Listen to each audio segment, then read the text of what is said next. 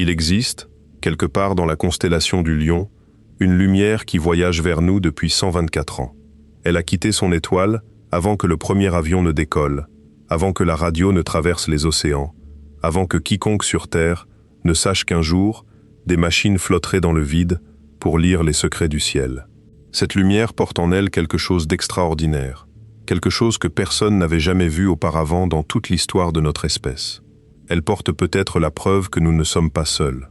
Au cœur de cette lumière ancienne, des astronomes ont découvert la signature chimique d'une molécule qui, sur notre planète, n'existe que pour une seule raison, la vie. Et depuis cette découverte, le monde scientifique retient son souffle, déchiré entre l'espoir le plus vertigineux jamais formulé et la prudence la plus féroce jamais exigée. Ce soir, nous allons plonger ensemble dans cette énigme, dans ce monde lointain, baptisé K2-18b, dans le signal qui a bouleversé des laboratoires entiers et dans la question qui hante l'humanité depuis qu'elle a levé les yeux vers les étoiles. Si vous aimez ces voyages nocturnes à travers le cosmos, un like et un abonnement nous aideraient énormément. Cela compte vraiment beaucoup pour nous. Reprenons maintenant le fil de cette histoire, car elle commence par un homme seul devant un écran. C'était un mardi d'avril, en l'an 2025. Rien ne distinguait cette journée des autres. Aucune cérémonie, aucune annonce prévue, aucun journaliste dans les couloirs de l'Institut d'astronomie de l'Université de Cambridge. Juste le bourdonnement discret des ordinateurs et la pluie fine qui glissait sur les fenêtres anglaises. Dans son bureau, un astrophysicien attendait la fin d'un calcul. Il attendait depuis des mois. Il attendait, en vérité, depuis des années. Son nom est Niku Madhusudan, et ce qu'il allait voir apparaître sur son écran ce jour-là allait faire trembler le sol sous ses pieds. Ce n'est pas une métaphore. C'est ainsi qu'il l'a décrit lui-même, plus tard, avec cette retenue caractéristique des scientifiques, qui pèsent chaque mot comme on pèse de l'or. Un choc pour l'organisme, a-t-il dit. Quelque chose dont on met du temps à se remettre. Quand un homme entraînait toute sa vie au doute, à la nuance, à la méfiance envers ses propres espoirs, emploie de tels mots, il faut s'arrêter et écouter. 2 ans plus tôt, en 2023, son équipe avait détecté quelque chose d'anormal dans l'atmosphère d'une planète située à 124 années-lumière de la Terre. Le télescope spatial James Webb, l'instrument le plus puissant jamais construit par des mains humaines, avait capté dans cette atmosphère lointaine la trace possible d'une molécule appelée sulfure de diméthyle. Sur Terre, cette molécule ne provient que d'une seule source, les organismes vivants. Elle est exhalée par des milliards de micro-organismes marins, ces créatures invisibles qui peuplent la surface de nos océans et qui, en respirant, en vivant, en mourant, libèrent dans l'air ce composé soufré si particulier. Vous connaissez cette molécule sans le savoir. Vous l'avez respirée. C'est elle qui donne à la mer son odeur. Pas le sel, pas les algues exactement, mais cette senteur vivante, légèrement soufrée, qui emplit les poumons quand la marée se retire et que le soleil chauffe le rivage. L'odeur de la mer, c'est l'odeur de la vie qui respire. Et voilà que cette odeur semblait émaner d'un monde inaccessible, perdu dans les profondeurs de la galaxie. Mais une seule détection ne suffit jamais. La science est une discipline impitoyable envers ses propres rêves. Une trace isolée peut être un artefact, une erreur d'étalonnage, un fantôme statistique né du bruit des instruments. Alors l'équipe de Cambridge a fait ce que font les vrais chercheurs. Elle a demandé une seconde chance de se tromper. Elle a obtenu une nouvelle fenêtre d'observation, cette fois avec un instrument totalement différent, un œil électronique nommé MIRI, conçu pour scruter l'infrarouge moyen, une région du spectre lumineux qui ne recoupe en rien les longueurs d'onde de la première détection. C'était un test d'une élégance redoutable. Si le signal était une illusion, un caprice du premier instrument, il ne pouvait pas apparaître dans le second. Les 2 fenêtres chimiques n'avaient aucun point commun, aucune source d'erreur partagée, aucune contamination croisée possible. Si le signal était un mirage, il devait s'évanouir. Il ne s'est pas évanoui. Ce mardi d'avril, quand les données ont fini de défiler, la molécule était là, de nouveau, dans une fenêtre spectrale entièrement indépendante, détectée par un instrument entièrement différent, selon une méthode entièrement distincte. Imaginez la scène autrement. Vous soupçonnez la présence d'un parfum rare dans une pièce fermée. Vous faites entrer un premier expert qui hume l'air et confirme. Vous le faites sortir, vous scellez la pièce et vous faites entrer un second expert, muni d'une méthode d'analyse radicalement différente, sans aucun contact avec le premier. Il confirme à son tour, exactement le même parfum. C'est le poids de ce qui venait de se produire. Deux témoins indépendants, incapables de s'influencer mutuellement, racontant la même histoire à propos d'un monde que personne ne verra jamais de ses propres yeux. Et il y avait plus troublant encore. La concentration. Le sulfure de diméthyle ne flottait pas dans cette atmosphère lointaine à l'état de trace, comme une brise marine un jour d'été. Les données suggéraient des concentrations environ 10 000 fois supérieures à tout ce que produisent les océans terrestres. 10 000 fois.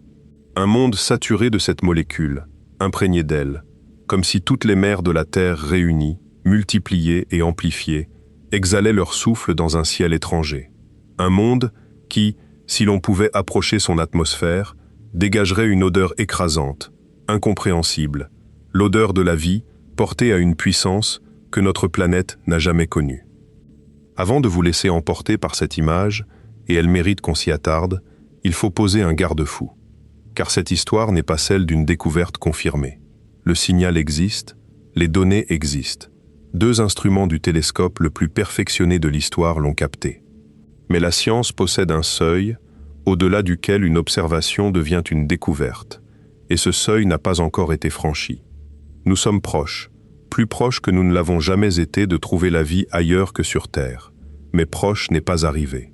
Et ce soir, nous allons tenir ces deux vérités ensemble, dans la même main, l'émerveillement et la rigueur, le signal et le doute, car l'un sans l'autre n'est pas de la science, c'est du rêve éveillé, et le rêve éveillé a déjà trompé l'humanité plusieurs fois dans cette quête. Nous y reviendrons, car ces échecs passés sont les fantômes qui rôdent dans chaque couloir de cette histoire. Pour comprendre ce qui se joue réellement autour de ce signal, il faut d'abord comprendre l'exploit presque inconcevable qui a permis de le capter. Il faut comprendre comment une espèce clouée à la surface d'une petite planète bleue a appris à sentir l'atmosphère d'un monde situé à plus d'1 million de milliards de kilomètres. Car c'est bien de cela qu'il s'agit, un tour de magie. Pas une magie de spectacle, pas une exagération de vulgarisateur. Un prodige authentique de l'ingéniosité humaine, si délicat, si improbable, qu'il mérite d'être raconté lentement. Chaque 33 jours, la planète K2, 18b, accomplit une révolution complète autour de son étoile. Une année entière, condensée dans le temps qu'il faut à la Terre pour passer d'un mois au suivant. Et au cours de chaque orbite, il existe une fenêtre précieuse, quelques heures à peine, durant laquelle la planète passe exactement entre son étoile et nous. Vue depuis la Terre, elle traverse alors le disque lumineux de son Soleil, comme un grain de poussière glissant devant une lampe. Les astronomes appellent cela un transit, et c'est durant ces heures fugaces que le miracle opère. Pendant un transit, l'essentiel de la lumière stellaire est simplement bloqué par le corps opaque de la planète. Mais sur les bords, sur cet anneau ténu où l'atmosphère de la planète rencontre le vide spatial, une fraction infime de la lumière parvient à se frayer un chemin. Elle pénètre l'atmosphère d'un côté, traverse 1 millier de kilomètres d'air étranger et ressort de l'autre.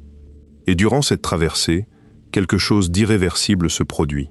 Les molécules qu'elle rencontre laissent leur empreinte sur elle. Elle la marque, elle la signe. Car chaque molécule de l'univers absorbe la lumière à des longueurs d'onde qui lui sont propres. L'eau dévore certaines fréquences précises. Le dioxyde de carbone en avale d'autres. Le méthane possède son propre motif d'absorption, unique, reconnaissable entre tous. Le sulfure de diméthyle également. Chaque molécule est comme un code-barre, une série de lignes sombres imprimées dans le spectre de la lumière qui la traverse. Et quand les astronomes recueillent la lumière stellaire qui a frôlé l'atmosphère de K2-18b, quand ils la déploient en éventail selon ses longueurs d'onde, ils peuvent lire ces codes-barres. Ils peuvent identifier quelles fréquences ont été absorbées, quelles molécules ont fait le travail et en quelle quantité. Ils peuvent, littéralement, analyser la composition chimique d'un air que nul être humain ne respirera jamais, à une distance si vaste qu'elle échappe à toute intuition. Prenez un instant pour mesurer cette distance. 124 années-lumière. La lumière parcourt 300 000 km chaque seconde. En une seule seconde, elle ferait 7 fois et demi le tour de la Terre. Et pourtant, il lui faut 124 ans de course ininterrompue pour franchir le gouffre qui nous sépare de ce monde. La lumière que nos télescopes recueillent ce soir a quitté son étoile à une époque où aucun être humain n'avait encore volé, où les rues des grandes villes résonnaient encore du pas des chevaux, où les océans se traversaient à la vapeur. Elle a voyagé pendant que des empires naissaient et s'effondraient, pendant que des générations entières venaient au monde et le quittaient, pendant que notre espèce inventait l'aviation, la radio, l'informatique et enfin les instruments capables de la déchiffrer. Cette lumière est une lettre ancienne, écrite avant la naissance de tous ceux qui la lisent aujourd'hui. Et déchiffrer cette lettre serait rigoureusement impossible sans le télescope spatial James Webb. Non pas difficile, impossible. Les signaux dont nous parlons sont d'une faiblesse qui défie l'entendement. Quand K2-18b transite devant son étoile, la baisse totale de luminosité est d'environ 1%. L'assombrissement supplémentaire, causé par les molécules de l'atmosphère, représente une fraction de cette fraction, une ombre dans une ombre. Détecter cela exige un miroir assez vaste pour récolter des torrents de photons, des instruments assez sensibles pour distinguer des longueurs d'onde séparées par des fractions de microns, et une stabilité absolue, car la moindre vibration, la moindre variation de température noirait le signal dans le bruit. Le James Webb possède tout cela. Son miroir principal mesure 6,5 mètres de diamètre, assemblé à partir de 18 hexagones de beryllium recouverts d'une fine couche d'or, dépliés dans l'espace comme les pétales d'une fleur mécanique. L'or n'est pas là pour la beauté. Il réfléchit l'infrarouge avec une perfection que peu de matériaux égalent. Le télescope ne tourne pas autour de la Terre. Il flotte à 1,5 million de kilomètres de nous, en un point d'équilibre gravitationnel appelé deuxième point de Lagrange, où il demeure perpétuellement dans l'ombre d'un bouclier solaire grand comme un court de tennis. Derrière ce bouclier, ces instruments sont maintenus à quelques degrés seulement du zéro absolu, la température la plus froide que les lois de la nature autorisent. Car pour percevoir la chaleur infime d'un monde lointain, il faut soi-même être plus froid que l'espace.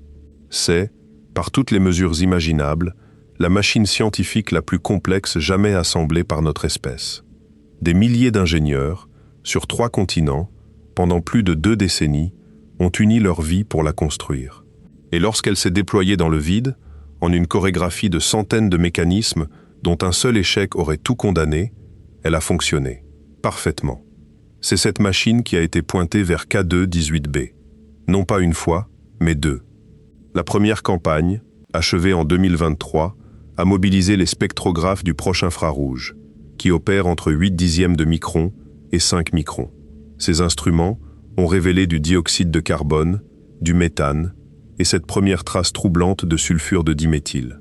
La seconde campagne, achevée en 2025, a mobilisé MIRI, l'instrument de l'infrarouge moyen, qui opère entre 6 et 12 microns. Aucun recouvrement. Une fenêtre chimique entièrement séparée, cherchant des signatures d'absorption entièrement différentes. Et le signal est réapparu. Mais c'est ici que l'histoire se complique, comme se compliquent toutes les grandes histoires scientifiques. Le signal est cohérent.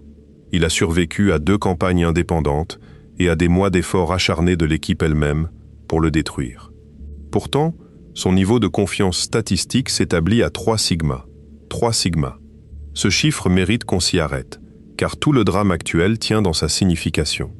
3 sigma signifie que la probabilité que ce signal soit une fluctuation aléatoire, un accident du bruit, se situe autour de 3 chances sur 1000.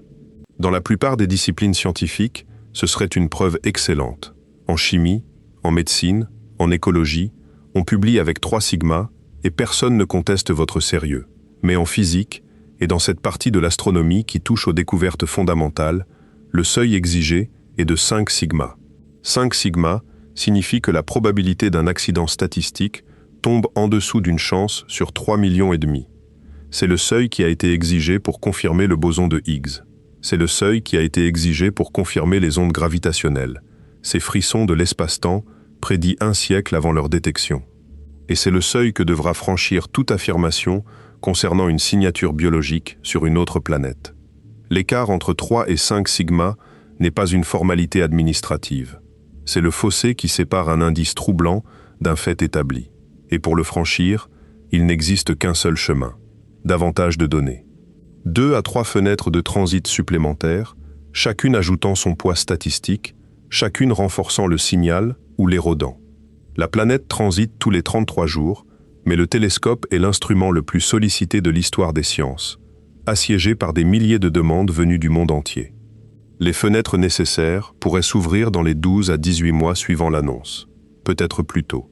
Peut-être que les données existent déjà, quelque part, dans un fichier en attente de traitement, et que la réponse dort dans une mémoire d'ordinateur pendant que nous en parlons. Et pendant que l'équipe de Cambridge attendait, les critiques ont affûté leurs armes. Un astrophysicien d'Oxford, Jake Taylor, a appliqué aux données de l'infrarouge moyen une méthode statistique différente, une approche qui ne présuppose aucune molécule particulière, qui laisse les données parler sans leur souffler la réponse. Son verdict fut glaçant. Selon son analyse, le spectre était compatible avec une ligne plate.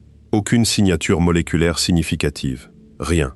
Une équipe de l'Université de Chicago a ensuite combiné les deux jeux de données, le proche et le moyen infrarouge, et n'a trouvé, elle non plus, aucune détection statistiquement solide du sulfure de diméthyle. L'équipe de Cambridge a répliqué que ces analyses reposaient sur des modèles atmosphériques trop simplifiés, incapables de saisir la complexité réelle du problème. Les critiques ont maintenu leur position. Le débat fait rage, ouvert, vivant, non résolu. Et c'est peut-être la chose la plus honnête que l'on puisse dire de cette histoire. Ce n'est pas le récit de scientifiques qui ont trouvé la vie. Pas encore. C'est le récit de scientifiques qui se tiennent peut-être au bord de la trouver, qui se disputent sur ce que leurs instruments murmurent, qui bâtissent de meilleures méthodes en temps réel et qui font exactement ce que la science doit faire face à un signal qui pourrait tout changer. Ils exigent davantage, et nous devrions faire de même. Mais pour saisir l'enjeu véritable de cette bataille, il faut maintenant se tourner vers le monde lui-même, car K2-18b n'est pas simplement une planète lointaine où la vie pourrait exister.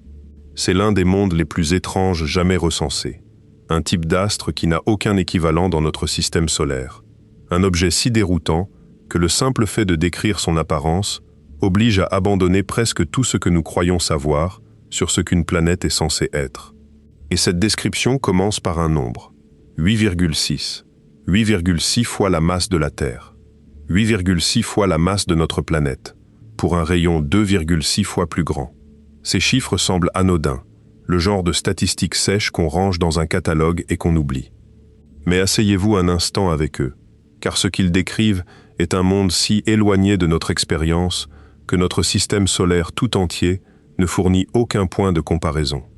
Nous connaissons les planètes rocheuses, Mercure, Vénus, la Terre, Mars, petites, denses, solides sous les pieds. Nous connaissons les géantes gazeuses, Jupiter, Saturne, Uranus, Neptune, énormes, vaporeuses, dépourvues de toute surface où se tenir. K2-18b n'appartient à aucune de ces familles. Elle occupe une catégorie qui n'existe tout simplement pas dans notre voisinage cosmique, une sous-Neptune.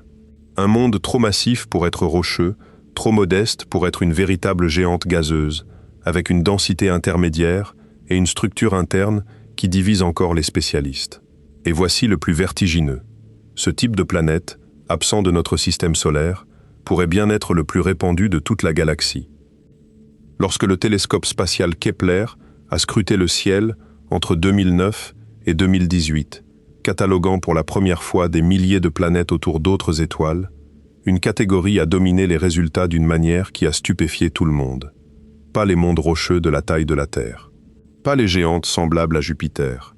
Les sous-Neptunes.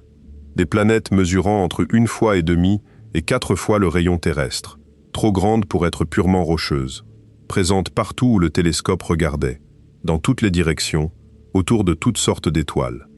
Pendant des décennies, nous avions supposé que notre système solaire constituait un modèle raisonnable de ce à quoi ressemblent les systèmes planétaires.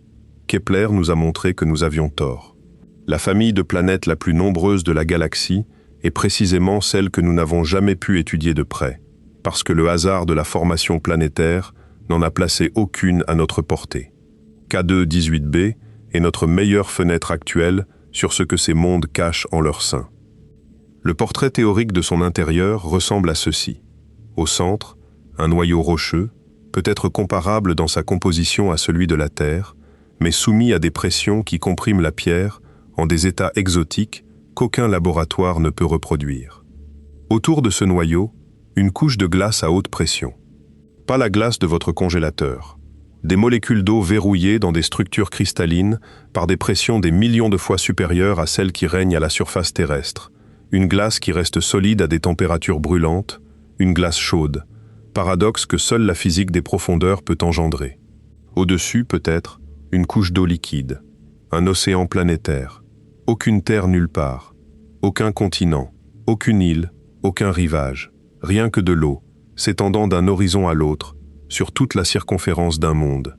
Et au-dessus de cet océan, une atmosphère colossale d'hydrogène et d'hélium, s'élevant sur des centaines de kilomètres, si massive que son poids écrase la surface, sous une pression peut-être 100 fois supérieure à celle que vous ressentez en ce moment même au niveau de la mer. Ce portrait porte un nom, le modèle IC1, un mot forgé à partir d'hydrogène et d'océan, proposé en 2021 par Niku Madhusoodan lui-même, dans un article devenu depuis l'un des plus cités et des plus contestés de toute la planétologie moderne. Les mondes IC1, soutenait cet article, pourraient être habitables dans une gamme de conditions bien plus vastes que les planètes rocheuses comme la Terre. Ils pourraient maintenir de l'eau liquide à des distances plus grandes de leur étoile, ou plus proches. Ils pourraient conserver des océans stables pendant des milliards d'années sous leur ciel d'hydrogène. Et surtout, point crucial de toute cette affaire, si la vie existait dans ces océans, les molécules qu'elle produirait s'accumuleraient dans l'atmosphère d'hydrogène à des concentrations bien supérieures à celles observées sur Terre. Pourquoi cette accumulation? Parce que les atmosphères d'hydrogène détruisent certaines molécules biologiques beaucoup plus lentement que les atmosphères riches en oxygène. Le sulfure de diméthyle, dans un ciel d'hydrogène, survit 10 à 100 fois plus longtemps que dans l'air terrestre. Il s'accumule donc. Il s'entasse. Une source biologique relativement modeste suffirait à produire les concentrations que le télescope détecte aujourd'hui. Arrêtons-nous sur ce point, car il constitue le pilier le plus solide de toute l'hypothèse biologique. La théorie a précédé l'observation. En 2021, 4 ans avant la campagne décisive, l'article fondateur prédisait noir sur blanc que si la vie existait sur ce type de planète, le sulfure de diméthyle s'accumulerait précisément à ces niveaux détectables. Puis, le télescope a regardé, et il a trouvé ce que la théorie annonçait. Ce genre de succès prédictif est rare en science, et il possède un poids particulier. Une théorie qui vous dit ce que vous allez trouver avant que vous ne regardiez vaut infiniment plus qu'une théorie inventée après coup pour expliquer des données déjà connues. C'est l'une des raisons pour lesquelles l'équipe de Cambridge prend ce signal si terriblement au sérieux. Mais il faut aussi parler de l'année de ce monde, car son orbite ajoute une strate d'étrangeté à tout le reste. Une année sur K2-18b dure 33 jours. La planète boucle son orbite complète dans le temps qu'il faut à la Lune pour faire à peine plus d'un tour de la Terre. Ce n'est pas qu'elle se déplace anormalement vite, c'est qu'elle serre son étoile de près, à environ 21 millions de kilomètres, contre 150 millions pour la Terre et notre Soleil. Et pourtant, malgré cette proximité qui devrait la carboniser, K2-18b se trouve confortablement installé dans la zone habitable de son étoile, cette région où l'eau liquide peut théoriquement exister. L'explication tient à la nature de l'étoile elle-même. K2-18 est une naine rouge, un astre pâle, froid, ancien, qui brûle à une fraction de l'intensité de notre Soleil. L'énergie que la planète reçoit à 21 millions de kilomètres de ce foyer discret est comparable à celle que la Terre reçoit à 150 millions de kilomètres d'une autre. Les comptes sont bons. La zone habitable existe. Elle est simplement blottie tout contre l'étoile. Mais cette proximité a un prix, et ce prix façonne le caractère entier de ce monde. À une telle distance, après des milliards d'années d'étreinte gravitationnelle, une planète finit presque inévitablement par subir le verrouillage gravitationnel. C'est le destin de notre Lune vis-à-vis de la Terre. Les mêmes forces qui soulèvent les marées ralentissent, sur des échelles de temps immenses, la rotation d'un corps, jusqu'à ce qu'une seule de ses faces pointe éternellement vers l'objet qui l'orbite. La Lune nous montre toujours le même visage. K2-18b montre presque certainement toujours le même visage à son étoile. Imaginez ce que cela signifie pour un monde. Un hémisphère prisonnier d'un jour perpétuel. L'étoile rouge suspendue, immobile dans le ciel, ne se levant jamais, ne se couchant jamais, déversant son rayonnement sur la même surface depuis des milliards d'années, sans une seule nuit de répit. De l'autre côté, un hémisphère plongé dans une nuit sans fin, glacé, obscur, où les températures s'effondrent à des dizaines de degrés sous zéro. Un paysage d'ombre éternelle où l'étoile n'est qu'un souvenir enfoui sous l'horizon. Et entre ces deux mondes opposés, un anneau étroit, le terminateur. La frontière où le jour devient nuit, où l'étoile repose en permanence sur l'horizon, projetant des ombres interminables sur un monde qui ne se détourne jamais d'elle et ne se tourne jamais vers elle. Cette ceinture de crépuscule perpétuel, où les températures sont les plus clémentes, où ni la fournaise du jour, ni le gel de la nuit ne règnent sans partage, constitue peut-être le territoire le plus précieux de toute la planète. Si la vie existe là-bas, c'est probablement là qu'elle se concentre, dans cette bande fine où la chimie de la lumière rencontre celle de l'obscurité. Et l'atmosphère, dans tout cela, ne connaît pas le repos. Le côté jour chauffe l'air d'hydrogène, qui se dilate, s'élève et s'écoule vers le côté nuit, où il se refroidit, se contracte, plonge et reflue. Une circulation planétaire entretenue non par le rythme des saisons qui gouvernent la météo terrestre, mais par le contraste permanent, implacable, entre un hémisphère qui fixe une étoile et un hémisphère qui fixe le néant. Le long du terminateur, les vents pourraient atteindre des centaines de kilomètres par heure. Un rugissement continu d'hydrogène faisant le tour du monde, arrachant la chaleur au côté brûlant pour la livrer au côté gelé. Un fleuve d'air qui ne s'est jamais arrêté et ne s'arrêtera jamais, aussi longtemps que l'étoile brillera. Voilà K2-18b, un monde d'extrême, un monde qui, selon les critères de notre système solaire, ne devrait pas exister. Un monde peut-être recouvert d'un océan planétaire frémissant de vie microscopique, ou peut-être recouvert d'un tout autre océan, dont nous parlerons bientôt, et qui glace le sang des optimistes. Un monde où le soleil ne bouge jamais dans le ciel et où le vent ne cesse jamais de courir. Un monde, quelque part dans les ténèbres entre les étoiles, qui sent la mer. Pour comprendre comment ce monde en est arrivé là, et pourquoi l'étoile qui le gouverne est à la fois sa plus grande menace et la raison même pour laquelle nous pouvons l'étudier, il faut maintenant parler des naines rouges. Car K2-18, l'étoile, n'est pas simplement une version réduite et affaiblie de notre Soleil. C'est un objet fondamentalement différent. Et ce qu'elle inflige aux planètes placées sous sa garde, notre Soleil ne nous l'a jamais fait subir. La plupart des étoiles de la galaxie passent leur existence à malmener leur planète. Pas par quelques cataclysmes spectaculaires dignes des films, mais lentement, inlassablement, sur des milliards d'années, par un assaut permanent de rayonnement, de particules chargées et de fureur électromagnétique qui fait passer notre propre Soleil pour une bougie tranquille. K2-18 appartient à cette famille. C'est une naine rouge, et comprendre ce que cela implique pour K2-18b, pour n'importe quelle planète confiée à l'un de ces astres anciens et violents, est essentiel pour juger si la vie y est seulement envisageable. Les naines rouges sont les étoiles les plus communes de la Voie lactée. Les estimations suggèrent qu'elles représentent environ 70 à 75% de toutes les étoiles de notre galaxie. Si vous tiriez au hasard une étoile parmi les 400 milliards que compte la Voie lactée, vous auriez plus de 2 chances sur 3 de tomber sur une naine rouge. Elles sont partout. Et elles sont anciennes au-delà de toute mesure humaine. Certaines des naines rouges qui brûlent aujourd'hui brûlaient déjà quand l'univers avait moins d'1 milliard d'années. Et elles brûleront encore longtemps après que notre Soleil aura épuisé son carburant et se sera éteint. Car ces étoiles sont d'une avarice prodigieuse avec leur hydrogène. Elles le consument si lentement qu'une naine rouge de masse modeste pourrait vivre 10 000 milliards d'années. Notre Soleil, en comparaison, dispose d'une espérance de vie totale d'environ 10 milliards d'années, et il a déjà atteint l'âge mûr. Une naine rouge du même âge sortirait à peine de la petite enfance.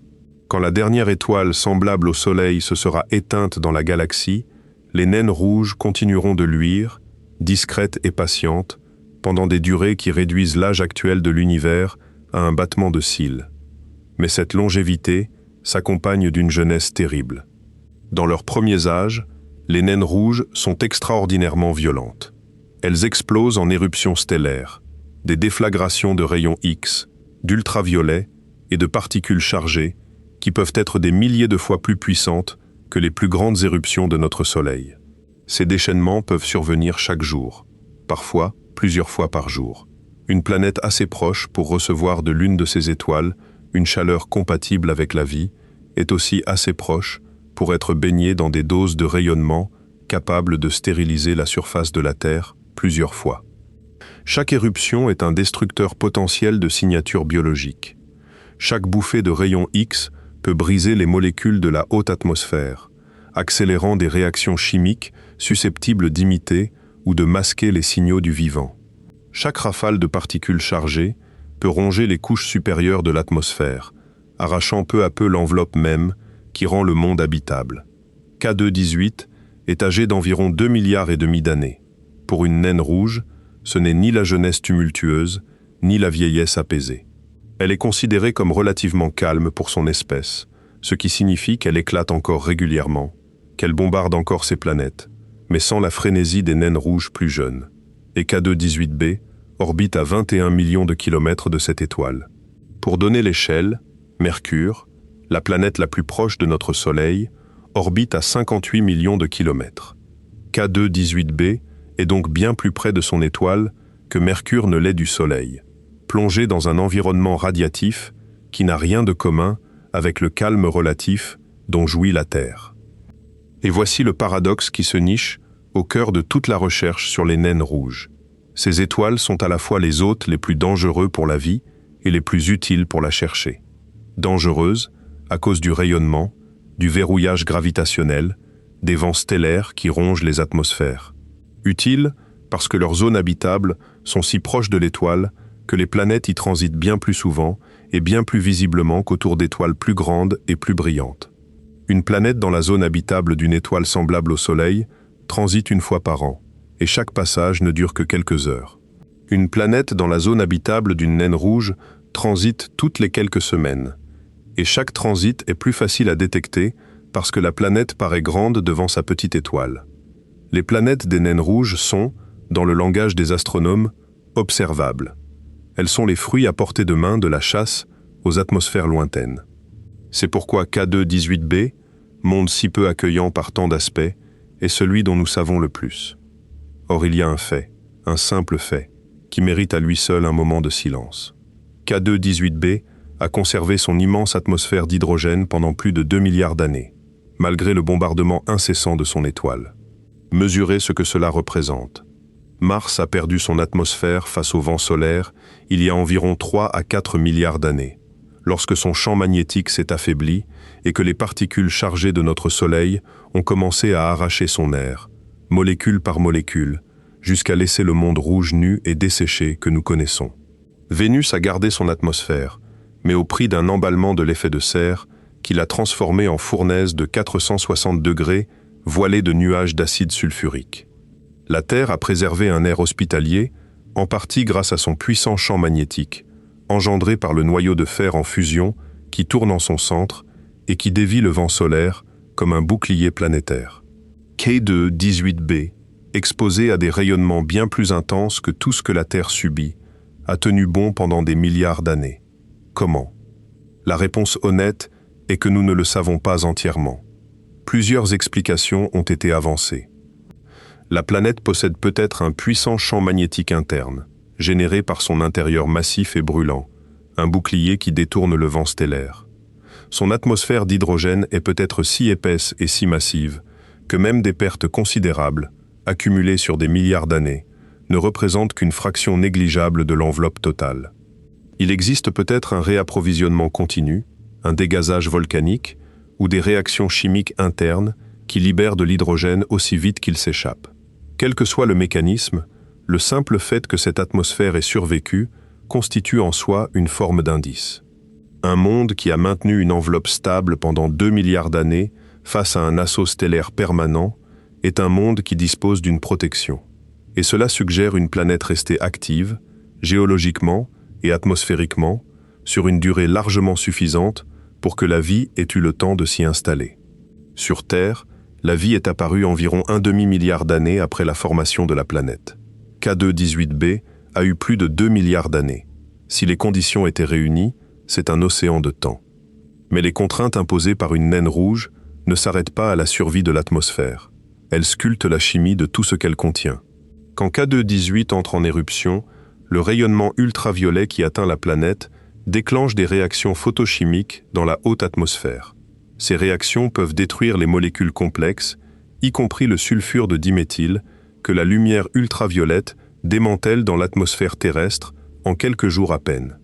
C'est d'ailleurs, paradoxalement, l'une des raisons pour lesquelles le signal est jugé si intéressant. Dans une atmosphère d'hydrogène, protégée des ultraviolets par l'épaisseur du gaz qui la surplombe, cette molécule survit bien plus longtemps que chez nous. Mais si le rythme des éruptions est trop soutenu, si les bouffées d'ultraviolets atteignent les couches basses lors des grandes tempêtes stellaires, la molécule pourrait être détruite plus vite qu'elle ne s'accumule. Cela impose une contrainte à la biologie hypothétique. Si des organismes produisent cette molécule dans l'océan de K2-18b, ils doivent la produire continuellement, en quantité énorme, contre un fond de destruction périodique venu du ciel. Ils doivent être résistants, tolérants au rayonnement, capables de survivre à des conditions qui anéantiraient la plupart des formes de vie terrestre. Et pourtant, nous savons que la vie peut accomplir de tels exploits. Il existe sur Terre une bactérie nommée Deinococcus radiodurans, capable de survivre à des doses de rayonnement 10 000 fois supérieures à ce qui tuerait un être humain. On l'a trouvée dans des réacteurs nucléaires, dans la stratosphère, dans les vallées sèches de l'Antarctique, dans des conditions où rien ne devrait respirer.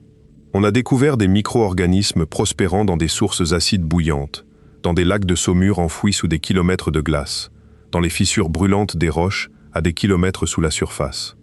La vie, une fois qu'elle a pris pied quelque part, est extraordinairement difficile à éradiquer. Elle s'accroche, elle s'adapte, elle trouve des chemins que nos imaginations n'avaient pas prévus. Il reste un dernier trait de cette étoile qui mérite attention, et il tranche dans les deux sens. Les naines rouges émettent l'essentiel de leur lumière dans le rouge profond et le proche infrarouge, pas dans le spectre visible qui domine la lumière solaire. Or, cette lumière rouge et infrarouge pénètre l'eau différemment. Elle s'y enfonce autrement. Elle y dépose son énergie selon d'autres profils. Si un océan existe sur K2-18b, les processus par lesquels d'éventuels organismes récolteraient l'énergie de leur étoile se déploieraient dans un régime lumineux que la Terre n'a jamais connu, ouvrant peut-être des volumes habitables dont nos océans n'ont pas l'équivalent. Ou bien cela ne signifie rien du tout, parce qu'il n'y a pas d'océan, parce que la surface est tout autre chose, parce que la biologie délicate que nous venons d'imaginer n'est qu'une construction de l'espoir posée sur des données insuffisantes. L'étoile, elle, ne répond pas à nos questions.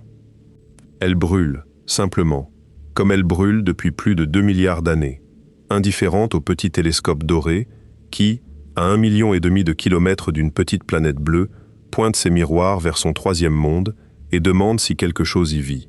L'étoile ne sait pas que nous regardons, mais nous regardons. Et la lumière qui nous parvient transporte des secrets que nous n'avons pas fini de lire. Revenons maintenant à cette idée de monde icéen, car elle mérite d'être explorée jusque dans ses recoins les plus surprenants. En 2021, quand l'hypothèse a été formulée, elle ne décrivait pas seulement une planète. Elle décrivait un type d'habitat que personne n'avait pris au sérieux auparavant. Pendant des décennies, la recherche de la vie s'était concentrée sur une image unique, celle d'une seconde Terre, un monde rocheux, tempéré, baigné d'une lumière jaune, avec des continents et des mers. L'hypothèse icéenne a brisé ce cadre. Elle a suggéré que la vie pourrait prospérer dans des lieux que nous avions écartés d'office, sous des cieux d'hydrogène, sur des mondes sans terre ferme, dans des océans écrasés par des pressions inimaginables. Et elle a fait cette suggestion avec des équations, pas avec des rêveries. Voici ce qui surprend la plupart des gens lorsqu'ils le découvrent pour la première fois. L'hydrogène, ce gaz qui compose l'écrasante majorité de l'atmosphère de K2-18b, n'est pas un poison universel pour le vivant. Nous avons tendance à croire que la vie exige de l'oxygène, que l'air respirable, celui qui soutient les organismes complexes, doit contenir ce gaz qui alimente notre propre métabolisme. Mais cette croyance vient entièrement de notre expérience terrestre, et l'atmosphère riche en oxygène de la Terre est elle-même une création du vivant. Pendant les 2 premiers milliards d'années de la vie sur notre planète, l'air ne contenait pratiquement pas d'oxygène libre, et la vie prospérait quand même. Les organismes anaérobies, ces créatures qui vivent sans oxygène, représentent encore aujourd'hui une part gigantesque de la biomasse terrestre.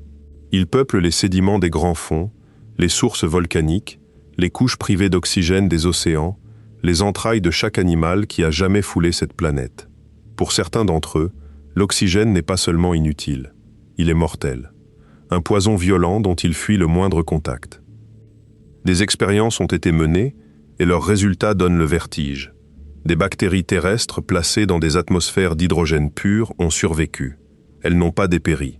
Elles ont poursuivi leur activité métabolique, tranquillement, comme si de rien n'était. Mieux encore, certains micro-organismes, les méthanogènes, utilisent activement l'hydrogène comme carburant. Ils combinent le gaz d'hydrogène avec le dioxyde de carbone et rejettent du méthane et de l'eau comme déchets de leur existence. Retenez bien cette recette, car elle va devenir troublante. K2-18b possède une atmosphère gorgée d'hydrogène. Elle contient du dioxyde de carbone détectable. Elle contient du méthane en abondance.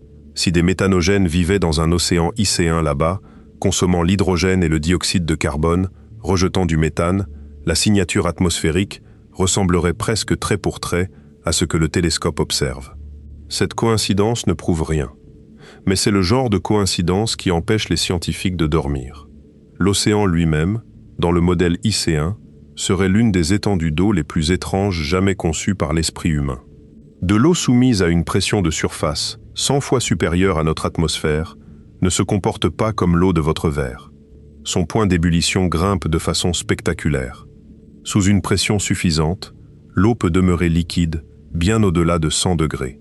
Et sous des pressions véritablement extrêmes, elle entre dans un état dit supercritique, où la distinction entre liquide et gaz s'efface entièrement, laissant place à un fluide dense, mouvant, qui n'est ni l'un ni l'autre, et qui est les deux à la fois. Que la surface de l'océan de K2-18b soit de l'eau liquide, de l'eau supercritique, ou quelque chose entre les deux, dépend de manière critique de la température. Et la température, à son tour, dépend d'un facteur que personne ne maîtrise dans les modèles, les nuages. Les nuages sont le joker de toute cette histoire, la carte cachée qui peut renverser la partie. Des nuages brillants, formés à haute altitude, renverraient la lumière de l'étoile vers l'espace et refroidiraient la planète, permettant à l'océan de rester liquide. Un ciel dégagé, ou des nuages bas qui piègent la chaleur, laisseraient les températures grimper jusqu'à ce que l'océan s'évapore ou bascule dans cet état supercritique, incompatible avec la vie telle que nous la comprenons. Or, les données actuelles du télescope ne montrent pas de preuves solides de ces couches nuageuses denses et réfléchissantes, dont le modèle de l'océan liquide a désespérément besoin. C'est l'un des défis les plus sérieux auxquels l'hypothèse ICN fait face aujourd'hui. Et pourtant, la modélisation des nuages compte parmi les problèmes les plus redoutables de toute la planétologie. Nous ne savons pas modéliser parfaitement les nuages de la Terre, une planète que nous pouvons traverser en avion et mesurer directement. Modéliser les nuages d'un monde situé à 124 années-lumière, à partir de données spectroscopiques incomplètes, est un problème d'une difficulté telle que les marges d'incertitude sont abyssales. L'absence de preuves de nuages dans les données actuelles ne signifie pas que les nuages sont absents. Cela signifie que nous ne les avons pas encore détectés de manière concluante. Ce sont deux affirmations différentes, et la distinction pèse d'un poids énorme sur le visage réel de ce monde. Il reste un aspect du modèle IC1 qui mérite qu'on s'y attarde, car il rejoint directement le signal lui-même. Sur Terre, le sulfure de diméthyle est produit principalement par le phytoplancton marin, ces organismes photosynthétiques microscopiques qui dérivent dans les couches ensoleillées de l'océan. Ils le fabriquent presque par accident, comme sous-produit de la dégradation d'un composé qu'ils utilisent pour réguler la concentration de sel dans leurs cellules. La molécule qui parfume nos plages est, au fond, un déchet, le résidu d'un mécanisme qui a évolué pour une toute autre fonction. Dans l'océan de K2-18b, à supposer un instant que des organismes y vivent, la biochimie serait presque certainement différente. Rien n'oblige des microbes étrangers, nés dans un océan sous pression coiffé d'un ciel d'hydrogène, à emprunter les mêmes voies métaboliques que le phytoplancton terrestre. Le sulfure de diméthyle, s'il est biologique, pourrait y être produit par un mécanisme entièrement autre, peut-être comme produit métabolique direct, peut-être comme signal chimique échangé entre organismes, une sorte de langage moléculaire, à la manière de certaines bactéries terrestres qui coordonnent leur comportement collectif par message chimique. Peut-être comme sous-produit d'un cycle du soufre océanique, des organismes métabolisant les composés soufrés, comme d'autres, chez nous, métabolisent le fer ou l'azote. Nous ne le savons pas. Nous ne pouvons pas le savoir, à cette distance, avec ces instruments, à ce stade de l'enquête. Ce que nous savons, c'est que la molécule est là, ou semble l'être, à des concentrations qui exigent soit une activité biologique colossale, soit un processus non biologique que personne n'a encore identifié. Le modèle IC1 offre un cadre plausible pour la biologie.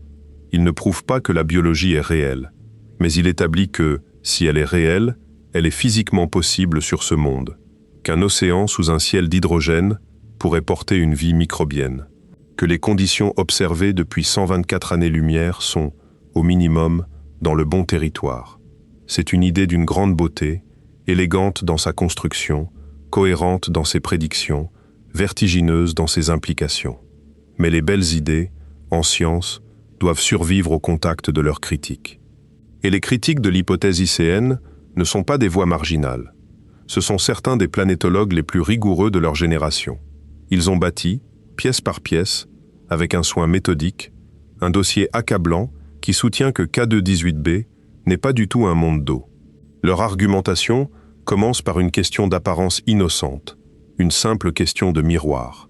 La science n'avance pas en confirmant ce que nous espérons vrai. Elle avance en échouant à prouver ce que nous espérons faux. La nuance paraît subtile, mais elle est tout. Et nulle part elle n'importe davantage que dans la recherche de la vie au-delà de la Terre, où le désir d'un résultat positif est si puissant, si profondément ancré dans notre culture, si chargé d'émotions, que le système immunitaire de la science doit travailler 2 fois plus dur pour empêcher le rêve de se déguiser en preuve. Les scientifiques sceptiques, face au signal de K2-18b, ne sont pas des pessimistes. Ils ne sont pas hostiles à l'idée d'une vie dans l'univers. Ils font exactement ce que la situation exige. Ils poussent de toute leur force contre l'hypothèse séduisante, et leurs arguments méritent d'être entendus en entier. Le premier défi, le plus fondamental sur le plan physique, est ce que les chercheurs ont commencé à appeler la crise de l'albédo. L'albédo mesure le pouvoir réfléchissant d'une surface. La neige fraîche possède un albédo proche de 1, elle renvoie presque toute la lumière qui la frappe. Un océan sombre possède un albédo proche de 0, il absorbe presque tout. La Terre, en combinant ses océans, ses terres, ses nuages et ses glaces, affiche un albédo moyen d'environ 0,3. Elle renvoie vers l'espace à peu près 30% de la lumière solaire qu'elle reçoit.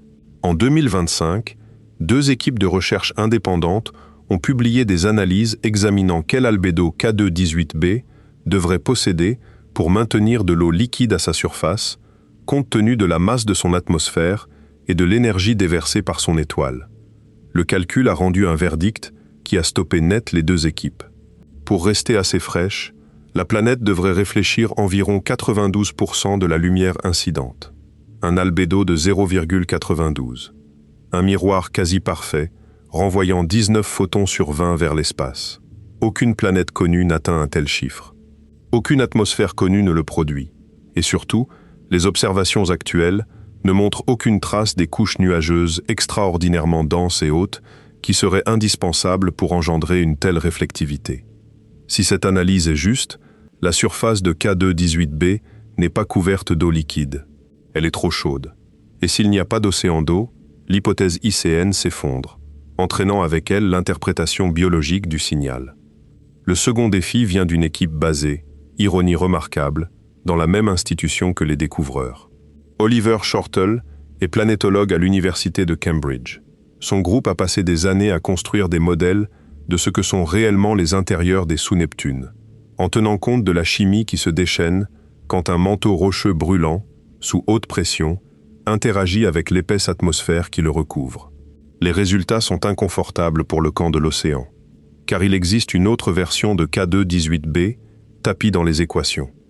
Dans cette version, sous le ciel d'hydrogène, il n'y a pas d'eau. Il y a un océan de magma.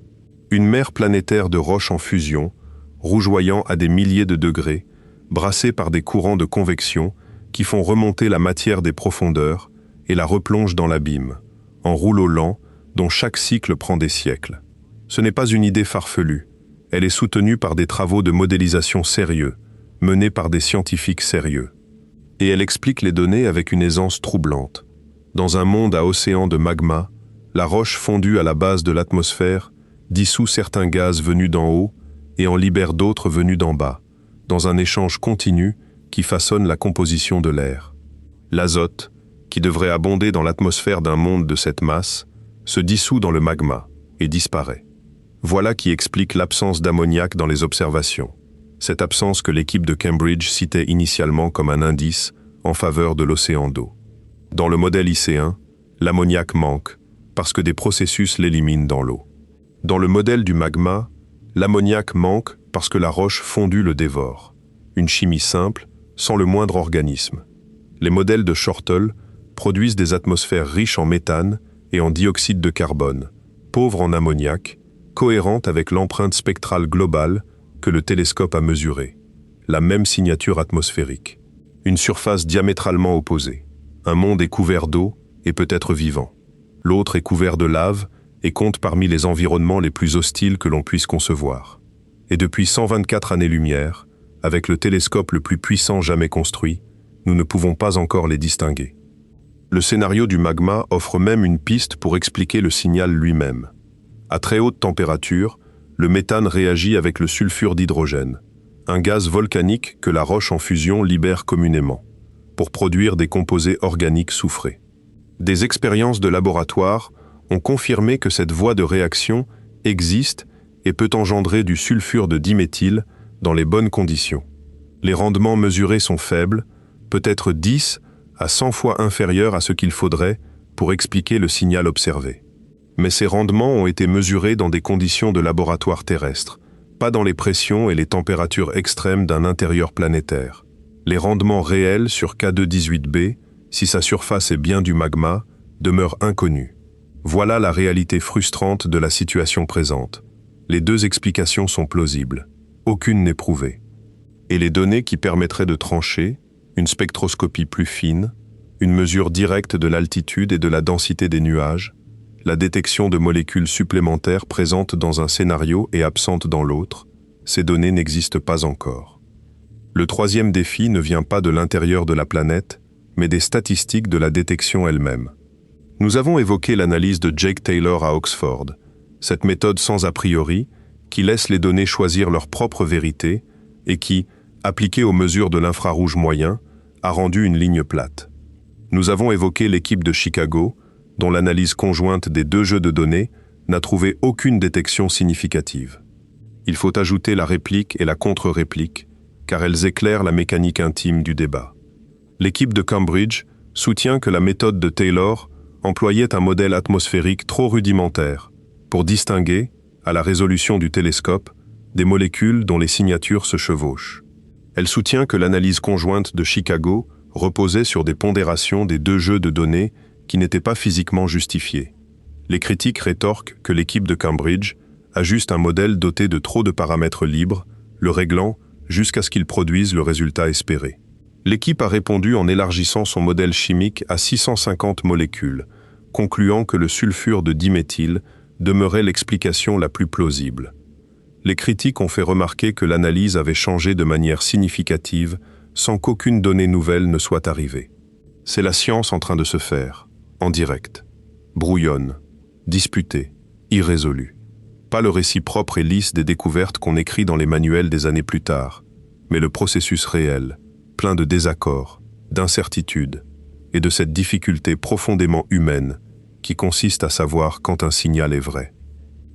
Et il existe une dernière pièce à charge, venue d'un endroit que personne n'attendait. La sonde Rosetta a passé 2 années à étudier une comète, un bloc de glace et de poussière âgé de 4,5 milliards d'années, vestige intact des matériaux primitifs qui ont assemblé les planètes. Quand des chercheurs ont réexaminé les mesures chimiques de la mission, des années plus tard, ils ont trouvé quelque chose qui était passé presque inaperçu à l'époque, du sulfure de diméthyle, dans la glace d'une comète. Un objet sans biologie, sans vie, sans rien d'autre qu'une chimie ancienne, froide et indifférente. Et pourtant la molécule était là. La même molécule dont la détection dans l'atmosphère de K2-18b est brandie comme une possible signature du vivant. La leçon est limpide et elle est rude. Cette molécule peut se former sans vie, elles se forment sans vie. Nous en avons la preuve directe, recueillie dans l'espace. La question n'est donc pas de savoir si une production non biologique existe. Elle existe. La question est de savoir si les concentrations, vues sur K2-18b, 10 000 fois celles des océans terrestres, peuvent s'expliquer par la chimie seule. Et la réponse honnête, au début de l'année 2026, est que nous l'ignorons. Nous n'avons pas cartographié toutes les voies chimiques disponibles sur un monde pareil. Nous travaillons à la frontière de ce que nos instruments peuvent mesurer, sur des données authentiquement ambiguës. Le dossier contre la vie sur K2-18b n'est pas une position marginale. C'est un argumentaire sérieux, fondé sur des preuves, porté par des gens sérieux, et qui affirme qu'une interprétation extraordinaire exige des preuves plus extraordinaires que celles dont nous disposons. Une exoplanétologue, respectée de l'Institut Max Planck, a résumé son sentiment en confiant qu'elle avait déjà vu ce film. Un autre chercheur a été plus direct encore, estimant qu'à moins de voir quelque chose nous faire signe, il n'y aurait pas d'arme du crime irréfutable. Ils ont raison, ce n'est pas une arme du crime, mais c'est de la fumée. Et la question de savoir s'il y a un feu derrière cette fumée est celle qui va définir la décennie entière de l'astronomie humaine. Car cette prudence féroce n'est pas née de nulle part, elle est faite de cicatrices. Et pour comprendre pourquoi la communauté scientifique accueille chaque annonce de ce genre avec une méfiance immédiate, presque réflexe, il faut remonter le fil des grandes désillusions. Le 7 août 1996, le président des États-Unis s'est avancé vers un pupitre dans les jardins de la Maison-Blanche et a prononcé une déclaration qui a suspendu le souffle du monde. Une équipe de scientifiques, annonça-t-il, avait trouvé des indices convaincants pouvant suggérer une vie primitive ancienne sur Mars. Il parlait d'une météorite, un morceau de roche de la taille d'une pomme de terre, arraché à la surface martienne par un impact d'astéroïdes il y a des milliards d'années, qui avait dérivé dans l'espace pendant des millions d'années avant de tomber à travers l'atmosphère terrestre et d'être retrouvé, en 1984, dans les glaces de l'Antarctique. On l'appelait ALH 84001, et ce que les scientifiques crurent voir à l'intérieur allait hanter la recherche de la vie extraterrestre pendant des décennies. Les indices semblaient remarquables. Des structures microscopiques évoquant des bactéries fossilisées, bien plus petites que toute bactérie terrestre connue, mais troublantes de forme. Des composés chimiques associés à la dégradation de molécules organiques, des globules de minéraux carbonatés que l'on relie parfois, sur Terre, à une activité biologique, et des cristaux magnétiques ressemblant à ceux que fabriquent certaines bactéries terrestres. Pris ensemble, arguait l'équipe, ces éléments étaient compatibles avec une vie microbienne martienne ancienne. Compatibles avec, pas la preuve d'eux. Mais la nuance s'est perdue en route. Le monde voulait que ce soit vrai. Et ce vouloir est précisément l'endroit où les ennuis commencent. Au fil des années suivantes, une analyse patiente a démonté chaque pièce du dossier, une par une. Les structures se sont révélées bien trop petites pour toute cellule vivante connue, et des expériences ont montré que des formes similaires naissent de processus purement minéraux. Les composés organiques ont été retrouvés jusque dans les zones de la météorite exposées à la contamination terrestre. Les globules carbonatés pouvaient s'expliquer par des réactions à haute température, sans la moindre biologie. Les cristaux magnétiques, l'indice le plus tenace, restent débattus aujourd'hui encore. Mais l'édifice global s'est effondré. Non parce que les scientifiques étaient malhonnêtes ou incompétents, mais parce que les preuves, passées au crible, étaient insuffisantes, et parce que le désir de découvrir avait couru plus vite que ce que les données pouvaient porter. Cet épisode est devenu le grand récit d'avertissement de toute l'astrobiologie. Il a façonné la culture du domaine, créé une méfiance institutionnelle envers les annonces extraordinaires, imposé l'exigence de lignes de preuves multiples et indépendantes, avant même d'oser prononcer des mots comme découverte ou confirmation. Le tissu cicatriciel de 1996 est toujours là, sous la peau du domaine. Puis vint 2020 et Vénus. Une équipe menée depuis l'université de Cardiff annonça la détection de phosphine dans l'atmosphère de notre voisine. La phosphine est une molécule simple, un atome de phosphore lié à 3 atomes d'hydrogène. Sur Terre, elle naît dans 2 contextes seulement, les procédés chimiques industriels et les bactéries anaérobies des marécages, des marais, des entrailles animales. Aucun processus naturel connu dans une atmosphère planétaire ne devrait en produire des quantités significatives.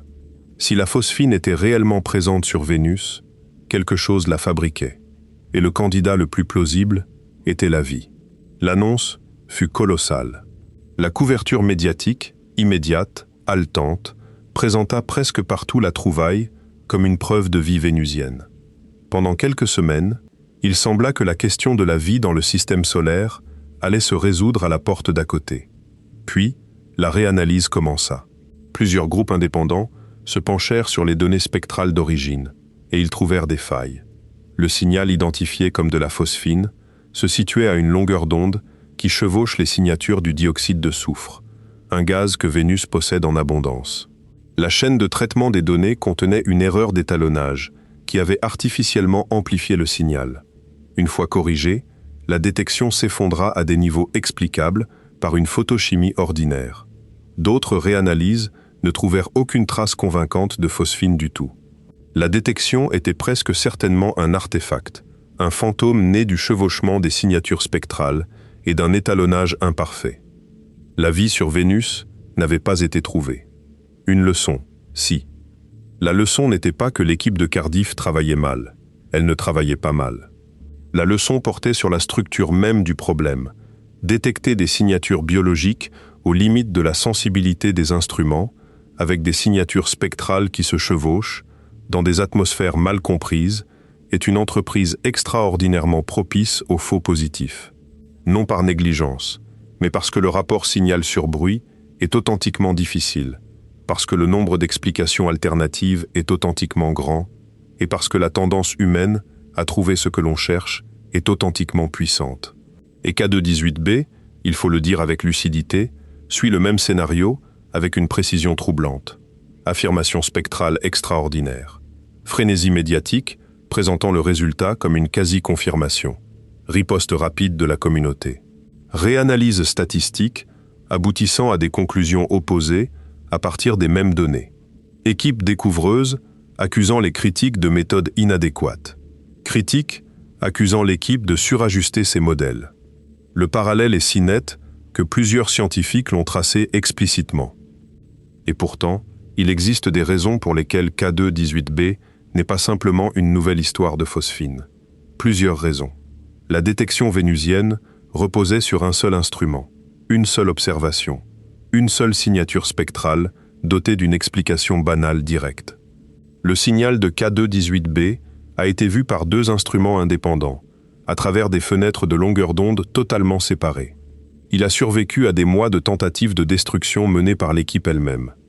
Il avait été prédit par la théorie 4 ans avant d'être observé. Et sa confiance statistique, bien qu'inférieure au seuil des 5 sigma, ne s'est pas effondrée à la réanalyse comme celle de la phosphine. Elle a été contestée. Elle n'a pas été réfutée. La différence entre ces deux verbes contient tout l'espoir qui reste. Il faut d'ailleurs regarder cette histoire des faux positifs sous un autre angle, car elle n'est pas une histoire d'échec. C'est une histoire d'affinage. L'épisode de la météorite martienne a déclenché des investissements massifs dans les protocoles de détection de contamination, qui ont transformé le domaine. Il a forcé les astrobiologistes à définir des critères bien plus stricts pour ce qui compte comme signature biologique, poussant la communauté vers le concept d'ensemble de signatures, des molécules multiples et simultanées, difficiles à expliquer ensemble sans vie, plutôt que des molécules isolées qui possèdent chacune leur porte de sortie chimique. La controverse de la phosphine a produit de meilleures méthodes d'analyse spectrale, de meilleurs protocoles d'étalonnage et une conscience aiguë de la facilité avec laquelle des signatures qui se chevauchent peuvent tromper même les plus prudents. Le débat sur K2-18b engendre déjà des progrès semblables. Les méthodes d'analyse sans a priori, développées en partie en réponse à la controverse, représentent une avancée méthodologique réelle. Les travaux sur la chimie des océans de magma ont produit le traitement le plus complet jamais publié des interactions entre roches fondues et atmosphère dans les sous-Neptunes. Une chercheuse renommée a dressé un catalogue élargi de gaz candidats au titre de signatures biologiques, 15 molécules, dont certaines, si elles étaient détectées ensemble, fermeraient les issues de secours de la chimie sans vie. La quête progresse même quand les revendications individuelles s'écroulent. Parfois, surtout à ce moment-là. Un astrobiologiste de Californie a déclaré, avec une franchise désarmante, qu'il ne serait pas surpris que le signal disparaisse. Il n'était pas méprisant, il était honnête. La plupart des affirmations extraordinaires, soumises à un examen suffisant, se révèlent avoir des explications ordinaires. Ce n'est pas un échec du processus, c'est le processus qui fonctionne. Le but de la science n'est pas de confirmer nos espérances. Le but est de découvrir ce qui est réellement vrai, où que cela mène. Et ce qui distingue K2-18b de toutes les fausses alertes précédentes, ce n'est pas la force des preuves actuelles. C'est ce qui vient ensuite, car nous pouvons obtenir davantage de données. La planète est toujours là. Le télescope fonctionne toujours. La file d'attente des observations est déjà assiégée de demandes. Nous n'attendons pas le lancement d'une mission, ni l'invention d'une technologie. Nous attendons que la planète repasse devant son étoile, et elle repassera, tous les 33 jours, patiente, indifférente, portant ses secrets dans son atmosphère, attendant que nous soyons assez rigoureux pour les lire correctement. Accordons-nous maintenant une liberté. Supposons, le temps de quelques minutes, que le signal soit réel. Non pas confirmé, non pas prouvé, mais réel. Suivons cette supposition partout où elle mène, et posons une question à laquelle aucun scientifique n'a encore pu répondre avec des données, seulement avec l'imagination, la biologie et la logique implacable de la chimie. Si quelque chose vit dans l'océan de K2-18b, à quoi ressemble son existence? Que doit-il affronter, chaque jour de sa vie, sur ce monde étranger? Et à quel point serait-il différent de tout ce qui a jamais vécu sur Terre? Commençons par le temps. L'année de 33 jours n'apporte pas des saisons comme les nôtres, nées de l'inclinaison d'un axe. Elle apporte quelque chose de plus brutal. L'orbite de la planète n'est pas un cercle parfait. Elle est légèrement elliptique, si bien que le monde se rapproche de son étoile, puis s'en éloigne au fil de chaque cycle de 33 jours. La variation de lumière reçue entre le point le plus proche et le point le plus lointain avoisine 40%. À chaque orbite, l'énergie déversée sur la planète oscille de près de moitié. Les températures à la surface de l'océan, s'il y a une surface d'océan, pourraient osciller de 20 degrés ou davantage en l'espace de quelques semaines. Pas au rythme paisible des saisons terrestres qui s'étirent sur des mois, mais dans la cadence comprimée d'un monde lancé sur une orbite serrée autour d'une étoile capricieuse. Pour la vie, c'est un défi considérable, mais pas insurmontable. Songez à ce que font les bactéries terrestres quand les conditions deviennent hostiles. Beaucoup forment des spores, des structures de survie dormantes, si résistantes qu'on en a ranimées après des millions d'années d'emprisonnement dans la roche, après une exposition au vide spatial, après des doses de rayonnement qui foudroieraient un humain sur le champ. Les bactéries se reproduisent en quelques heures. Une seule cellule peut devenir 1 milliard de cellules en moins d'une journée, dans de bonnes conditions.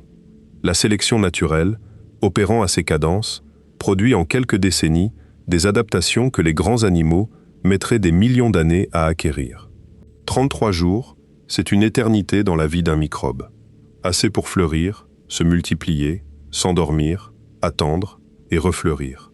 Le rythme orbital de K2-18b, si punitif soit-il, ne serait pas une catastrophe pour une vie microbienne. Ce serait un pouls, un battement de cœur, un cycle répété d'abondance et de disette auquel la vie pourrait s'accorder sur des millions d'années, exactement comme la vie terrestre s'est accordée au cycle des saisons. L'océan lui-même amortirait d'ailleurs une grande part de ces oscillations. L'eau possède une capacité prodigieuse à absorber la chaleur sans changer brutalement de température. Les couches profondes de l'océan de K2-18b, si cet océan est profond, resteraient thermiquement stables sur des années, voire des décennies. Seule la pellicule supérieure vibrerait au rythme de l'orbite. Pour des organismes des couches moyennes ou profondes, la différence entre le point proche et le point lointain de l'orbite serait à peine perceptible, un frémissement lointain venu d'un monde d'en haut qu'il ne verrait jamais. Mais la profondeur impose ses propres épreuves. Plus on descend dans un océan sous haute pression, coiffé d'une atmosphère massive, plus les conditions deviennent extrêmes. Des pressions qui broieraient un sous-marin comme une coquille, des températures qui grimpent à mesure qu'on approche de ce qui repose au fond. Et l'obscurité, car même la lumière rouge de l'étoile, qui pénètre l'eau plus profondément que la lumière solaire ne pénètre nos mers, serait engloutie au bout de quelques centaines de mètres. La vie dans les profondeurs de K2-18b serait une vie dans des conditions qui feraient passer la fosse des Mariannes pour un lagon accueillant. Et pourtant, Nous savons que la vie habite précisément ce genre d'endroit sur Terre. Au fond de nos océans, autour des cheminées hydrothermales, prospèrent des écosystèmes entiers qui n'ont jamais vu la lumière du jour. Des communautés d'organismes alimentés par l'énergie chimique de l'activité volcanique, et non par la photosynthèse. Des vers tubicoles longs de plusieurs mètres, des crevettes aveugles, des tapis microbiens si épais qu'ils ressemblent à de la roche vivante. Ces communautés ne dépendent pas du soleil. Elles dépendent de la chimie de l'eau brûlante rencontrant l'eau glacée, des composés chimiques réduits rencontrant les composés oxydés, de l'énergie libérée quand les électrons passent d'une molécule à l'autre dans le noir. Si K2-18b possède un fond océanique, si ce fond est géologiquement actif, si l'intérieur de la planète engendre de la chaleur comme l'intérieur de la Terre en engendre, alors les abysses de ce monde pourraient être aussi vivants que les fosses les plus profondes de nos mers. Alimentés non par la lumière d'une étoile, mais par la planète elle-même, par son propre feu intérieur, battant depuis 2 milliards d'années. Considérons maintenant les organismes qui produiraient le signal. Car pour que le sulfure de diméthyle atteigne l'atmosphère en quantité détectable, ses producteurs doivent vivre dans la haute mer, assez près de la surface pour que la molécule s'échappe dans l'air avant d'être détruite. C'est un composé volatile. Il s'évapore volontiers de la surface des océans vers le ciel qui les surplombe. Sur Terre, le phytoplancton des premiers mètres de l'océan le fabrique, il diffuse vers le haut, franchit la surface et gagne l'atmosphère. Sur K2-18b, la même physique s'appliquerait, et ces organismes seraient nécessairement anaérobies. Il n'y a pas d'oxygène libre dans le ciel de K2-18b.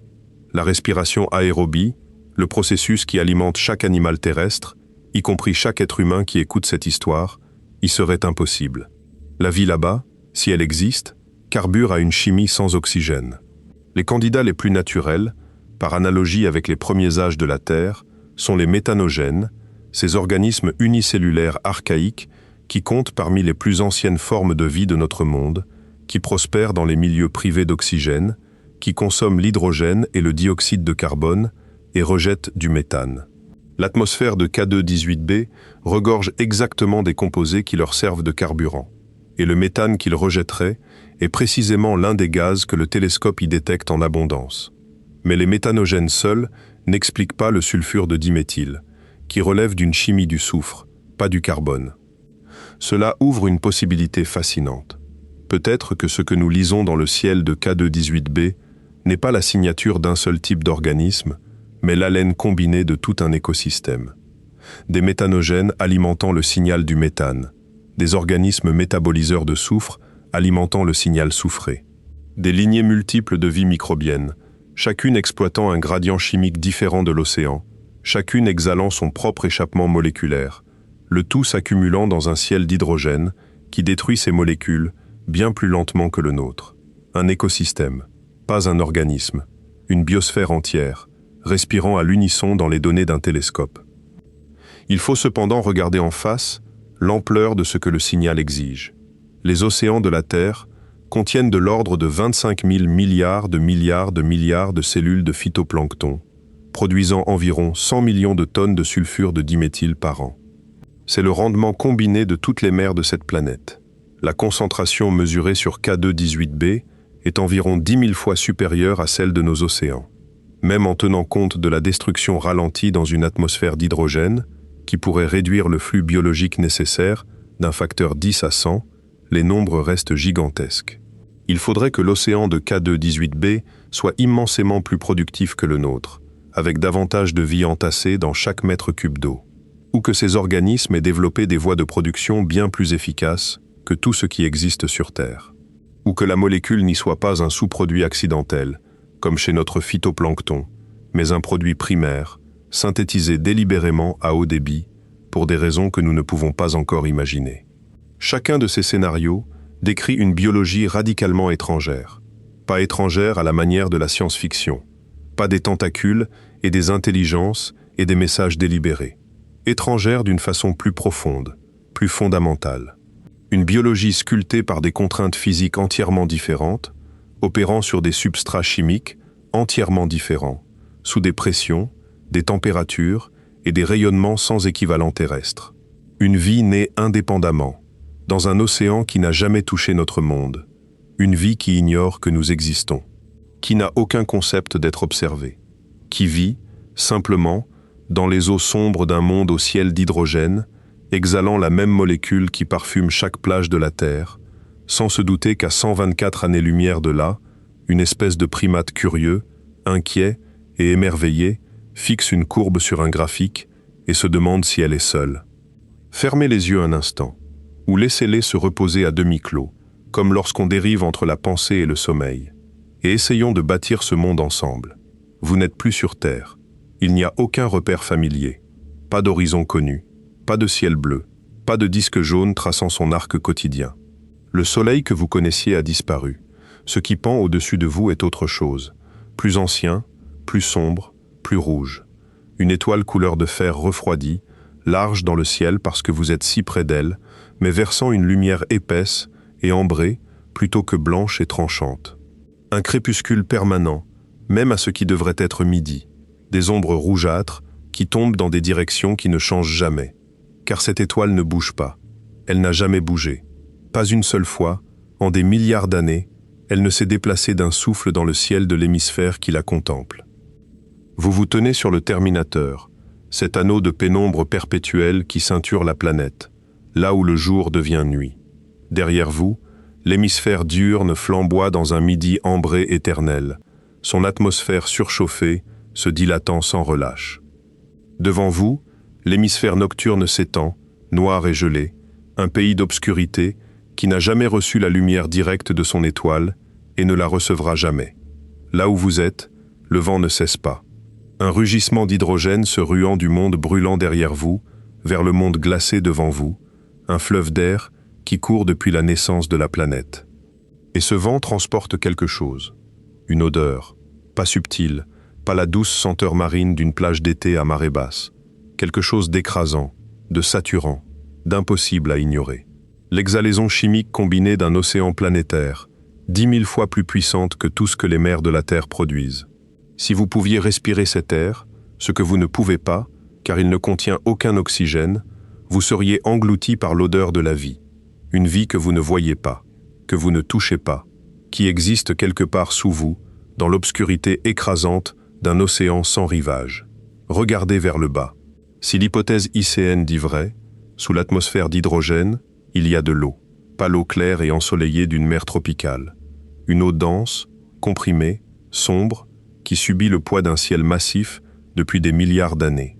Une eau à des températures et des pressions sans équivalent dans aucun océan terrestre. Une pression de surface peut être 100 fois celle du niveau de la mer chez nous. Des températures de surface peut être comprises entre 50 et 90 degrés, assez chaudes pour brûler la peau en un instant, mais assez fraîches, sous cette pression, pour demeurer liquide. Et cette eau s'étend d'ici jusqu'à l'autre bout du monde, sans une seule interruption. Aucun continent, aucune île, aucun haut fond, rien que de l'eau, jusqu'à ce qui repose tout en bas. Les couches supérieures de cet océan sont l'endroit d'où viendrait le signal, s'il vient de la vie. Imaginez la surface vue d'en dessous, l'atmosphère d'hydrogène au-dessus, épaisse, pesante, la faible lumière rougeâtre de l'étoile filtrant à travers les premiers mètres d'eau, s'affaiblissant vite en descendant, jusqu'à ce que, quelques centaines de mètres plus bas, il n'y ait plus de lumière du tout. Dans cette zone mince, tiède, éclairée, près de la surface, si la vie existe ici, elle fleurit. Des tapis microbiens, peut-être, ou quelque chose pour quoi nous n'avons pas de nom. Des organismes unicellulaires, métabolisant le soufre, le carbone et l'hydrogène dans des combinaisons que la chimie terrestre n'a jamais produites.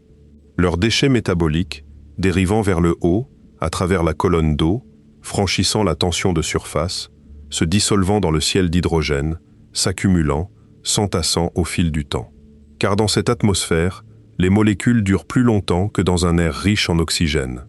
Elles persistent, elles voyagent, elles se répandent autour de la planète entière, portées par le vent d'hydrogène, jusqu'à ce que le ciel tout entier soit saturé de leur présence, imprégné de la preuve chimique de quelque chose de vivant, tout en bas.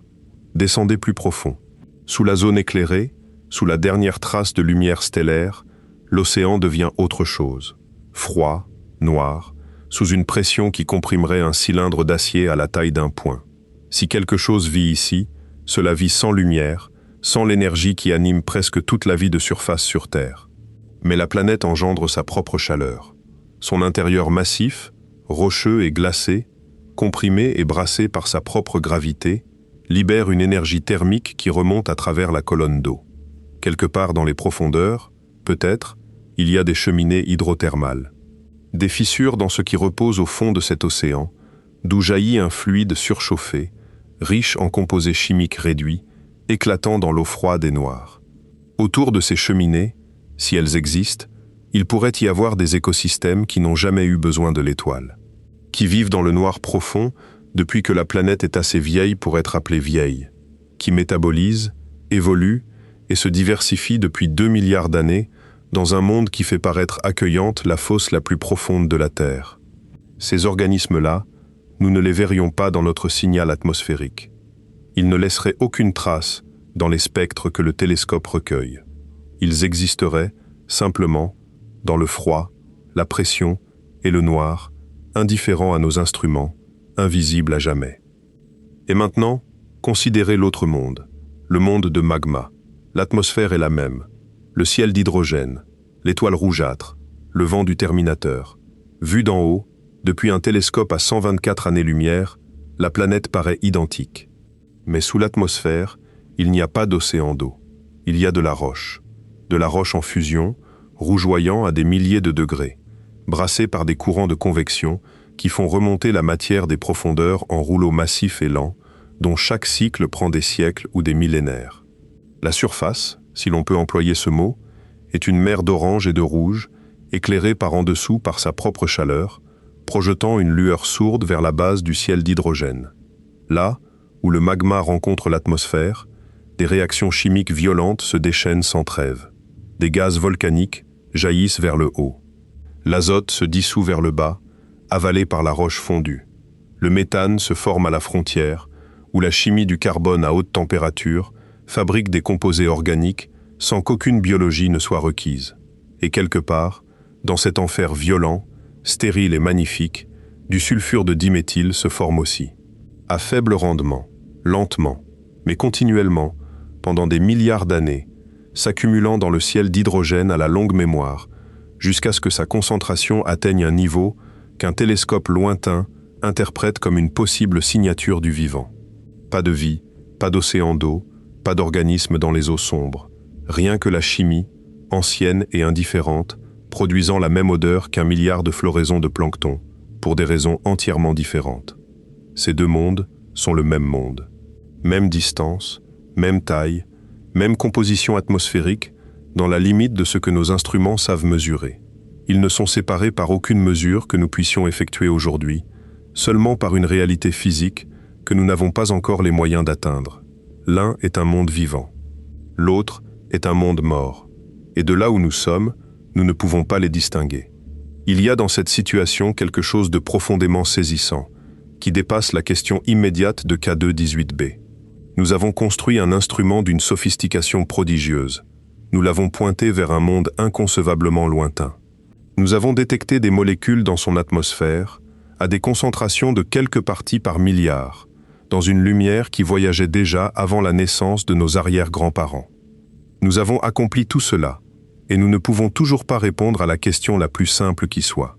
Est-ce que quelque chose vit là-bas? L'univers ne nous facilite pas la tâche. Il nous présente un signal authentiquement ambigu, un monde à deux visages selon les modèles auxquels on se fie, un débat que l'intelligence seule ne peut trancher, que seuls trancheront davantage de données, davantage de temps, davantage de patience. Peut-être est-ce juste ainsi. Une question de cette ampleur ne devrait pas avoir de réponse facile. Elle devrait exiger tout ce que nous avons, toute l'ingéniosité, toute la patience, toute la rigueur que notre espèce peut rassembler. Alors, que va-t-il se passer maintenant?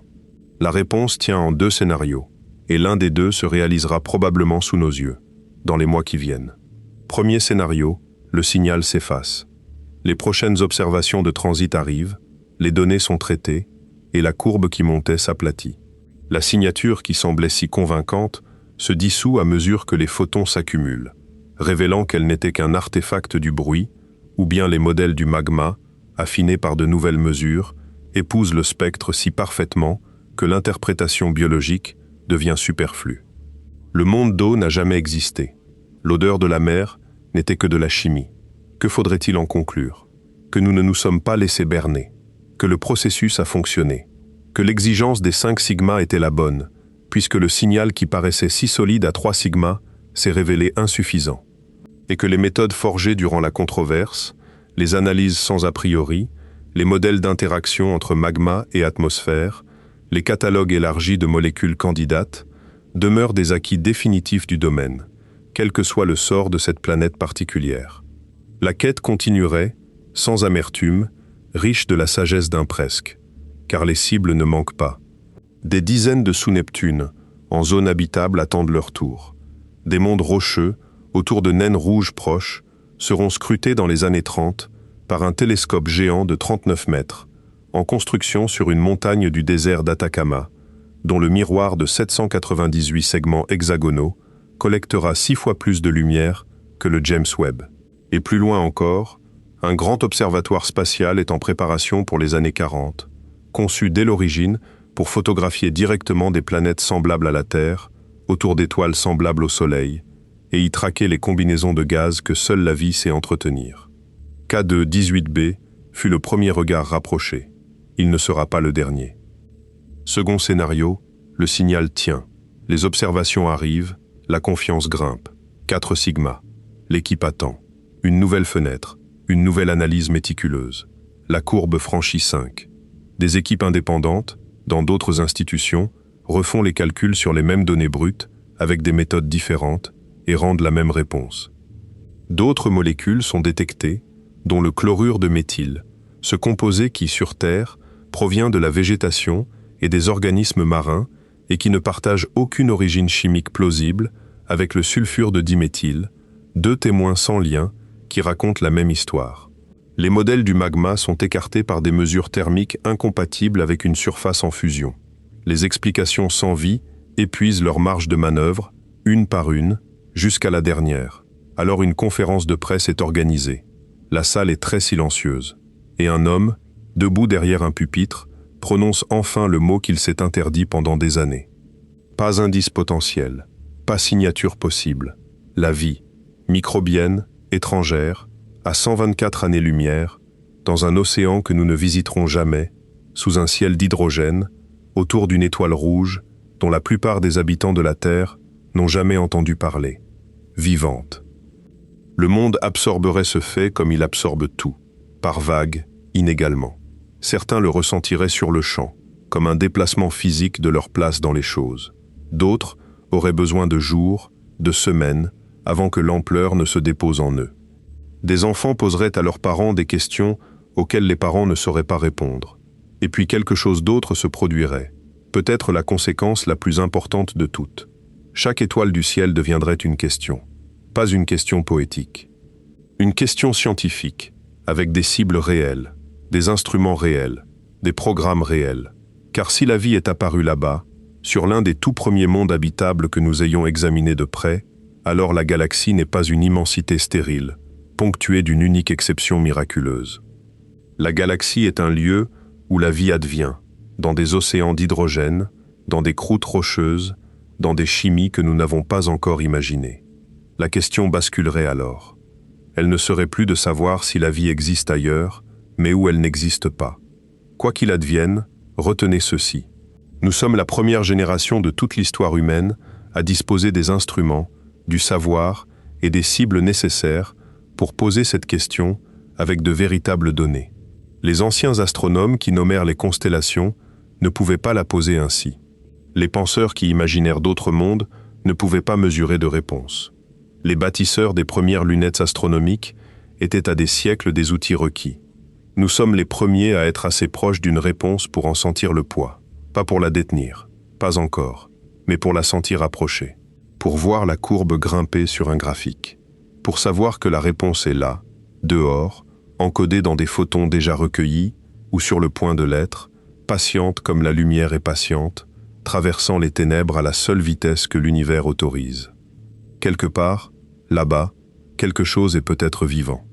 Quelque chose qui ne nous a jamais connus, qui n'a aucune idée de notre existence, qui vit simplement dans son océan sous son ciel d'hydrogène, exhalant sa chimie dans le vent, Années de 33 jours après années de 33 jours, milliards d'années après milliards d'années. Les étoiles sont toujours là, les mêmes qui ont veillé sur chaque génération humaine depuis le commencement. Et parmi elles, à 124 années-lumière en direction du Lion, une petite étoile rouge brûle. Autour d'elle, un monde tourne, verrouillé à sa lumière, respirant dans le vent et portant dans son souffle l'odeur de la mer.